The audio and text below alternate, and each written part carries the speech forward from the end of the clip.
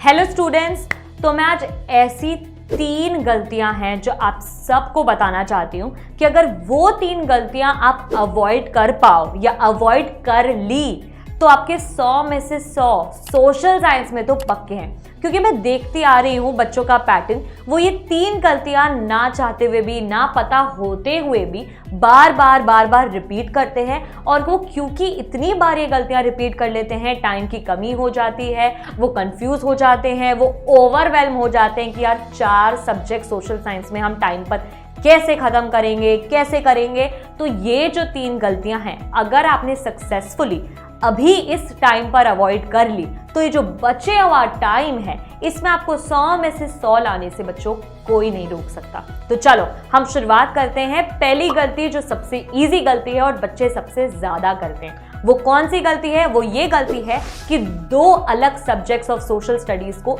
एक ही दिन में पढ़ना। ठीक है, तो क्या करते हैं बच्चे, एक चैप्टर वो उठा लेते हैं हिस्ट्री का कंप्लीट करते ही वो शुरुआत कर लेते हैं सिविक्स की शुरुआत खत्म करते ही वो शुरू कर देते हैं इको की। ठीक है, एक ही सब्जेक्ट को आपको एक दिन में करना है। अगर एक दिन में आप 3 अलग अलग सब्जेक्ट को पढ़ोगे तो सबसे पहले तो आप कंफ्यूज हो जाओगे, आप उस सब्जेक्ट से बोर होने लग जाओगे कि यार अभी हिस्ट्री पढ़ी, अब ज्योग्राफी, अब सिविक्स, अब इको, यार कुछ समझ नहीं आ रहा। नहीं, आपको ऐसा नहीं करना है। अगर आप हिस्ट्री से शुरुआत कर रहे हो तो चाहे तो 2 चैप्टर हिस्ट्री के पढ़ लो, लेकिन साथ में आप physics, chemistry, math, bio, English कुछ भी पढ़ सकते हो। ठीक है, लेकिन सबसे इंपॉर्टेंट मतलब यही है, और बच्चा यही गलती करता है और उसको पता भी नहीं चलता कि वो यार गलती करे जा रहा है, लेकिन उसको समझ ही नहीं आता यार या तो मुझे याद क्यों नहीं हो रहा, मैं कंफ्यूज क्यों हुए जा रही हूँ, मुझे समझ क्यों नहीं आ रहा है, मुझे इरिटेशन हो रही है, यार ये सुबह से सोशल साइंस पढ़ते पढ़ते दिमाग घूम गया। लेकिन नहीं,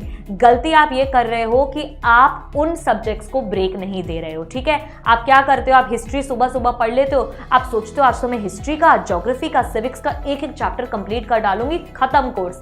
नहीं, हिस्ट्री के 3 पढ़ लो, हिस्ट्री के 2 पढ़ लो, लेकिन आप एक ही सब्जेक्ट एक दिन में उठाओगे ताकि इंटरेस्ट भी बना रहे, कंफ्यूजन भी नहीं हो, और आराम से एक सब्जेक्ट को एक दिन में पढ़ो। चाहे तो उसको मिक्स कर दो केमिस्ट्री के साथ, फिजिक्स के साथ, किसी भी सब्जेक्ट के साथ मिक्स करो, लेकिन सोशल साइंस का कोई भी 2 सब्जेक्ट एक दिन में, स्पेशली जब एग्जाम पास आ रहे हैं तब नहीं करना है। ठीक है, तो ये तो हुई बच्चों आपकी पहली गलती जो आपको नहीं करनी है। ठीक है, दूसरी गलती ये है कि बच्चे जेन्युइनली ये सोचते हैं कि यार 5 मार्क्स का मैप आएगा, कौन इतना पढ़े। नहीं, आप सोचो अगर आपके 85 मार्क्स से 90 हो जाएंगे तो किसको बुरे लगेंगे, और 90 से 95 हो जाएंगे तो क्या बुरा लगेगा? मुझे तो नहीं लगेगा बिल्कुल भी, है ना।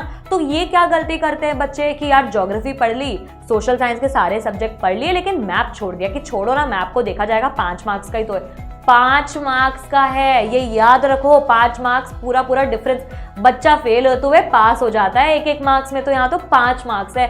90 से 95 और 95 से 100 पहुंच सकते हो आप लोग अगर आपके 5 मार्क्स मिल जाए आपको।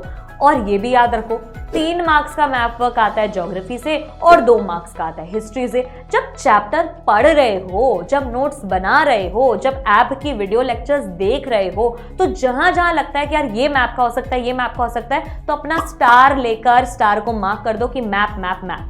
आपको पता रहेगा एटलीस्ट कि यार ये भी तो मैप में आ सकता है। अगर आप एमसीक्यू के लिए याद कर रहे हो, अगर आप 2 मार्क्स के क्वेश्चन के लिए याद रख रहे हो, तो उसमें बीच बीच में ये भी मार्क करते जाओ कि यार ये भी तो मैप का हो सकता है।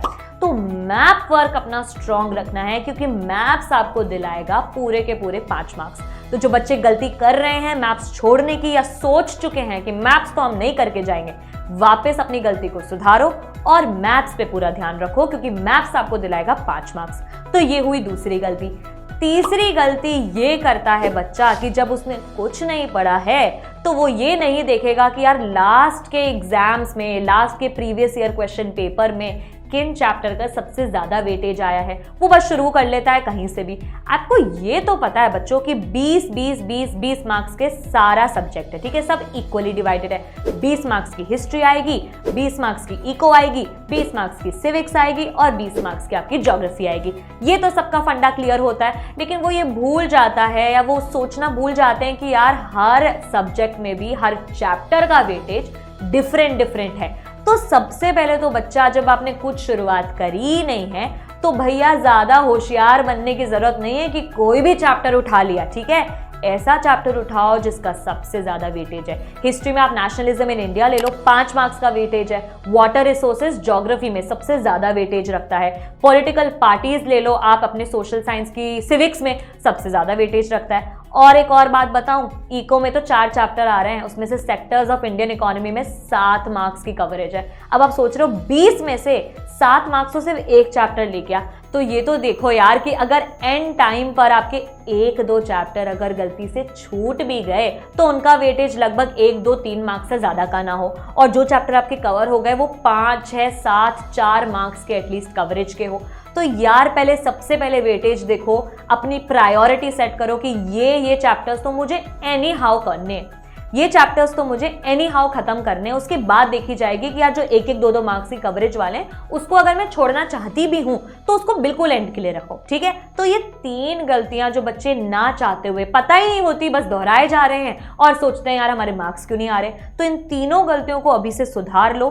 सबसे पहले मैप पे ध्यान रखो, चैप्टर का वेटेज देखो, और एक सब्जेक्ट को कृपया करके सिर्फ एक दिन में एक ही सब्जेक्ट लेना है, ठीक है, 2-2 नहीं लेने हैं। अब ये 3 गलतियां अगर आपने सुधार ली तो अभी भी आपको कोई नहीं रोक सकता है 100 में से 100 लाने के लिए, ठीक है।